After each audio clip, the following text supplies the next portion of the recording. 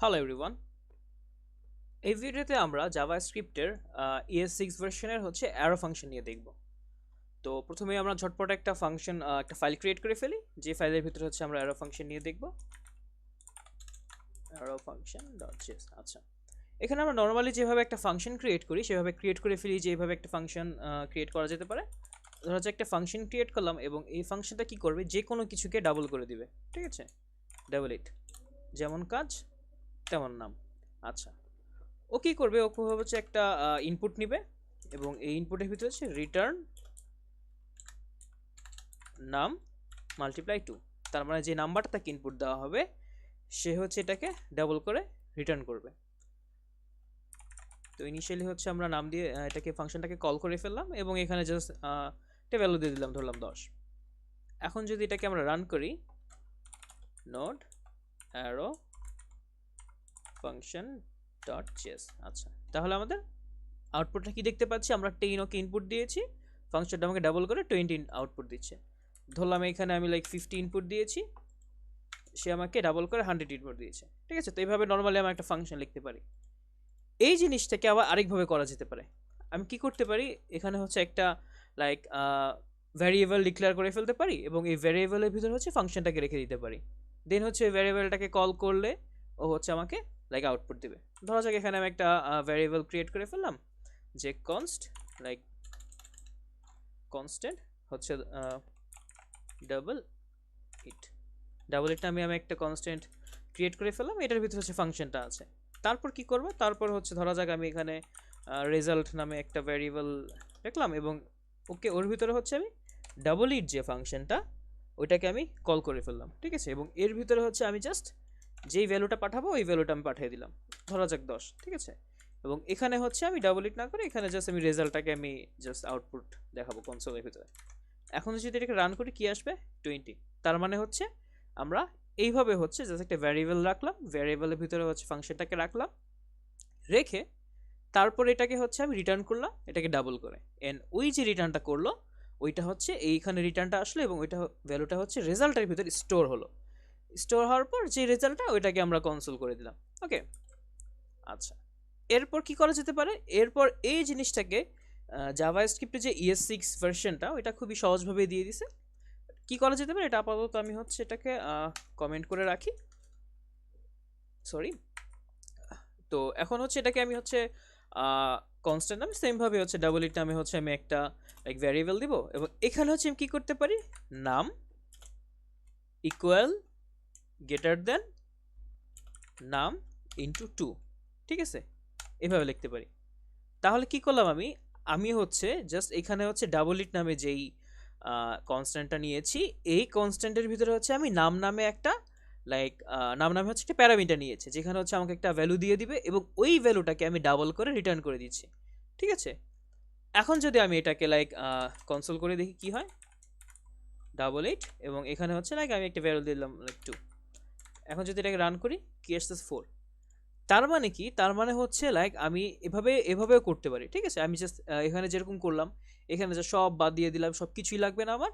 Just এখানে হচ্ছে আমার যে নাম সেটাকে ওইভাবে কল করলো, ওইভাবে জাস্ট আমি যেই ভ্যারিয়েবলটা বা যে প্যারামিটারটা হচ্ছে আমি নিচ্ছি ওই প্যারামিটারটাকে হচ্ছে ওইখানে রাখলো এবং এখানে হচ্ছে আমি রিটার্নটাও লিখলাম না।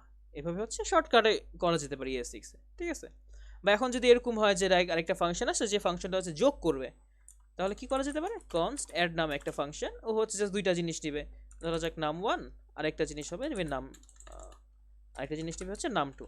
ওকে, তো সরি, এখন যদি এটাকে আমি কি করি, এটাকে হচ্ছে অ্যারো ফাংশনের ভিতরে, অ্যারো ফাংশন কেন বলতেছি, অ্যারো মানে কি লাইক কাইন্ড অফ তীরের মতো, তীর যেরকম এই যেরকম একটু চোখা হয়ে থাকে এরকম ব্যাপারটা, এই জন্য হচ্ছে এটাকে কাইন্ড অফ অ্যারো ফাংশন বা অ্যারো মানে তীর। ঠিক আছে, ওইভাবে হচ্ছে মানে কম্পেয়ার করে ওইভাবে আর কি নামটা দিয়েছে। তো এভাবে দিলাম এবং এরপরে হচ্ছে আমি জাস্ট নাম 1 প্লাস নাম 2 দিয়ে দিলাম। তাহলে এখন যদি এটাকে আমরা কনসোল করি বা এটাকে যদি আমরা আউটপুট দেখতে চাই, আমরা আউটপুট দেখব কি, অ্যাড এবং এর ভিতরে হচ্ছে আমি জাস্ট যেই আমার দুইটা নাম দিলাম, ধরো 2 এখানে যেটা আসলো এটাকে কমেন্ট করে রাখি জাস্ট এটা আউটপুটটা দেখার জন্য। এখন যদি রান করি কি দেখাচ্ছে, 4। ঠিক আছে, তার মানে 2 আর 2 যোগ করে 4। তাহলে কি করতে পারি আমরা, তাহলে আমরা করতে পারলাম কি, আমরা জাস্ট পুরো জিনিসটাকে হচ্ছে আমি একটা ভ্যারিয়েবলের ভিতরে রাখলাম ফাংশনটাকে এবং এটার ভিতরে হচ্ছে আমি জাস্ট যে নাম নামে একটা প্যারামিটার নিলাম এবং ওই প্যারামিটারটাকে হচ্ছে আমি ডাবল করে রিটার্ন করলাম। যোগের ক্ষেত্রে সেম, আমি জাস্ট এখানে দুইটা প্যারামিটার যেহেতু দুইটা যোগ করব, দুইটা প্যারামিটার নিলাম এবং এটা যোগ করে দিলাম। এখানে হচ্ছে আমাদের রিটার্নও লেখা লাগতেছে না, আমাদেরকে কোনো ফাংশন ওই কথাটাও লেখা লাগতেছে না, আমি জাস্ট কনসোলের ভিতরে বা যেটা কাজ করতেছে ওখানে যে কল করলেই হবে, ঠিক আছে। এই আর কি, এই জিনিসটাকে এখন তো প্যারামিটার আছে, বাট এমনও হইতে পারে যে কোনো প্যারামিটার নাই, ওই অবস্থায় হচ্ছে আমাকে যে কোনো কিছু রিটার্ন করতে হবে, ঠিক আছে। মানে এরকম এরকম হয় না, আমি যদি একটা উদাহরণ হিসেবে দেখাই, মনে করি যে এরকম একটা ফাংশন আছে, ফাংশনটা জাস্ট দিবে হচ্ছে আউটপুট, জাস্ট কথার কথা আউটপুট নামে একটা ফাংশন, এবং এটার ভিতরে হচ্ছে জাস্ট দিবে কনসোল লগ ধরলাম 5, ঠিক আছে, এই সংখ্যাটাও আউটপুট দিবে। এখন আমি জাস্ট আউটপুট ফাংশনটাকে কল করব, কল করলে দেন হচ্ছে আমি যদি এটা আউটপুটটা দেখি, এটা যদি আউটপুটটা দেখি, ও জাস্ট আমাকে আউটপুট দিচ্ছে, ঠিক আছে। এরকম যদি কোনো কিছু, মানে কোনো কিছু আমি কখনো, মানে এখানে হচ্ছে আমি কোনো কিছু পাস করতেছি না প্যারামিটার হিসেবে, এরকম যদি থাকে, এরকম কি করতে পারি এটাকে, মানে এরকম যদি কিছু করতে চাই তাহলে করতে পারি কি, আমি হচ্ছে একটা কনস্ট্যান্ট নিলাম, সেমভাবেই কনস্ট্যান্ট ধরলাম, আউটপুট নামে হচ্ছে একটা লাইক আউটপুট নামে হচ্ছে একটা ফাংশন, এবং ওইটা কি করতে পারে, মানে ব্ল্যাঙ্ক, কারণ এখানে কিছু নাই, ঠিক আছে। এবং এরপর হচ্ছে এই অ্যারো ফাংশনটার ভিতরে হচ্ছে আমি কী করবো, জাস্ট 5 আউটপুট দিয়ে দেবো, জাস্ট একদম ইজি বিজি। এবং আমি যদি এখন এটাকে কনসোল করি, যে কনসোল আউটপুট, তাহলে আমরা কি দেখতে পেলাম, ফাংশন, তার মানে হচ্ছে এই ফাংশনটা, তার মানে আউটপুট হচ্ছে একটা ফাংশন, সেটা হচ্ছে আমাদের, বা ফাংশনের টাইপটা হচ্ছে আমাদেরকে দেখাচ্ছে যে এই ফাংশনটা হচ্ছে কি টাইপ, ঠিক আছে। বাট আমরা যদি ফাংশনের ভিতরে আউটপুটটা দেখতে চাই, তাহলে কি করতে হবে, ফাংশনটাকে কল করতে হবে। কীভাবে কল করবো, ব্রেকেট দিয়ে দিলাম, ঠিক আছে। এখন যদি এটা দেখি, তার মানে 4 আর 5, 4 হচ্ছে এই যে এটার জন্য প্রিন্ট হচ্ছে, আর 5 হচ্ছে এটার জন্য প্রিন্ট হচ্ছে, ঠিক আছে। এইভাবে হচ্ছে আমরা লাইক খুব সহজেই মানে করতে পারি। এছাড়া যেকোনো বড় বড় ক্যালকুলেশনও মানে এরকম কাইন্ড অফ আমি অ্যারো ফাংশনের ভিতরেও দিয়ে করতে পারি। ধরলাম আমি কোনো একটা লাইক ম্যাথ ক্যালকুলেশন করব, ধরলাম ডু ম্যাথ নামে কোনো একটা ফাংশন আছে, এর ভিতরে হচ্ছে আমি ধরলাম এক্স আর ওয়াই নামে কোনো প্যারামিটার নিলাম, এবং এখানে আমি কোনো কাজ করব, ঠিক আছে। এখানে ধরলাম কনস্ট্যান্ট সাম, তার মানে হচ্ছে আমি যোগ করব, যোগে কি হইতে পারে, এক্স প্লাস ওয়াই হইতে পারে।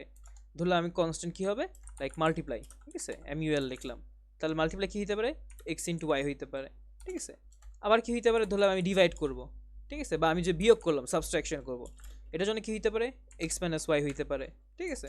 আবার কি হইতে পারে, এরকম হইতে পারে যে কনস্ট্যান্ট, আমি মনে করি এখন রেজাল্ট করব কি, আমি হচ্ছে সবগুলো আছে সবগুলো মানে যোগ করে দিব, ধরলাম constant result is equal to যে সাম প্লাস বা সাম ইন্টু বা সাম প্লাস MUL প্লাস SUV, ঠিক আছে, মানে সাব মাল্টিপ্লাই সবগুলো করলাম। এখন হচ্ছে আমি এটাকে রিটার্ন করে দিলাম, রিটার্ন কি, রেজাল্টটাকে রিটার্ন করে দিলাম, ওকে। রিটার্ন করতে দিতে হবে আমাদেরকে, এরকম করে দেন হচ্ছে জাস্ট কনসোলে কি করবো, যে ডু ম্যাথ নামে যে ফাংশনটা, এটা আগে আমি জাস্ট কিছু একটা দিয়ে দিলাম, ধরলাম 2 আর 5, ঠিক আছে। এখন যদি আমি জাস্ট এটাকে জাস্ট আউটপুটটাকে আমি হাইড করে রাখি, এই যে এটার আউটপুট এবং এটার আউটপুট যদি হাইড করে রাখি এবং এটাকে যদি রান করি, দেখি কি হয়, আমাদেরকে 14 দিচ্ছে, ঠিক আছে। কারণ মানে হচ্ছে এখানে 2 আর 5 ইনপুট নিচ্ছে, ইনপুট নিয়ে 2 আর 5 হয়েছে কি 7 হয়েছে, আবার এখানে 2 আর 5 যোগ করে 10 হয়েছে, 10 আর তারপর সাব কি করছে 2 মাইনাস 5 বের করে -3 হয়েছে, এভাবে করে সব প্রত্যেকটা ভ্যালু স্টোর করছে এখানে, যেহেতু অ্যাসাইনমেন্ট অপারেটর। তারপর কি করছে, রেজাল্টের সবগুলো আমি যোগ করছি, যোগ করে হচ্ছে ও হচ্ছে 14 পাইছে, 14 পে আমাকে রেজাল্টটা রিটার্ন করে দিছে, ওই রেজাল্টটা আমি শো করছি। তো এইভাবে হচ্ছে যে কোনো ক্যালকুলেশন করা যেতে পারে এই অ্যারো ফাংশনের মাধ্যমে।